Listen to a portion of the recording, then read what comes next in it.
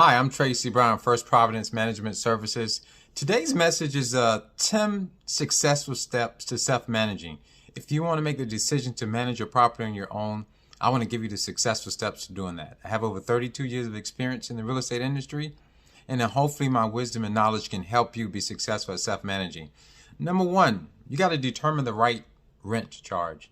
Determine the right rent for the area will dictate the quality of tenant that you receive.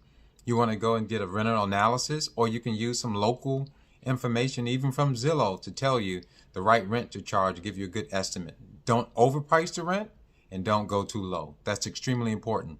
Number two, automate your process. There are many tools out there to automate your process that will make it easy for you to keep collection of all the data that you will have on a specific tenant. It makes you seem such more professional.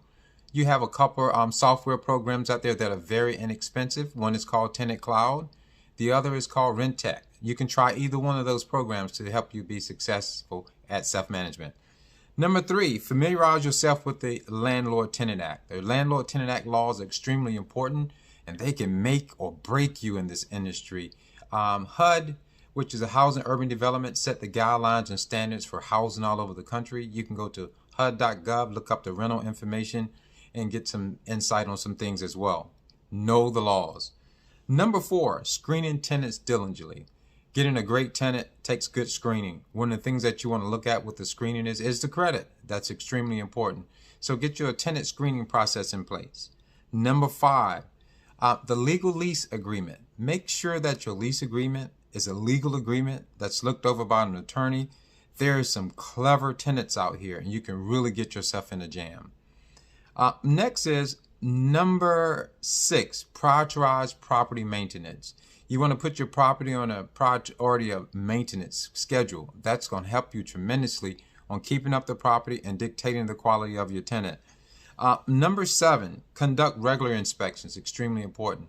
The regular inspections will let you know exactly the type tenant you're working with, and it'll let you have preventive maintenance. If some case, you can stop something before it happens. Number eight, obtain insurance. Obtain the proper landlord insurance. And you should make sure that your tenant has renter insurance, or have them to opt out in writing to protect yourself legally. Number nine, prepare for taxes. How do you prepare successfully for taxes? You need to have great documentation of everything dealing with that property. Yes, you can write off a lot of things, but you got to make sure you have the documentation. That's why automating the system with a tenant cloud program or a RentTech direct program will be extremely helpful to you. Number 10, last but not least, you want to evaluate your self-management process. By evaluating your self-management process, it would really let you know if this is for you. It's not for everyone.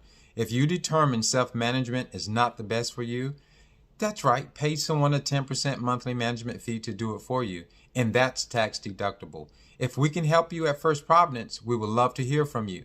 Give us a call. You can look us up at firstprovmanagement.com. Thank you, and you have a fantastic day.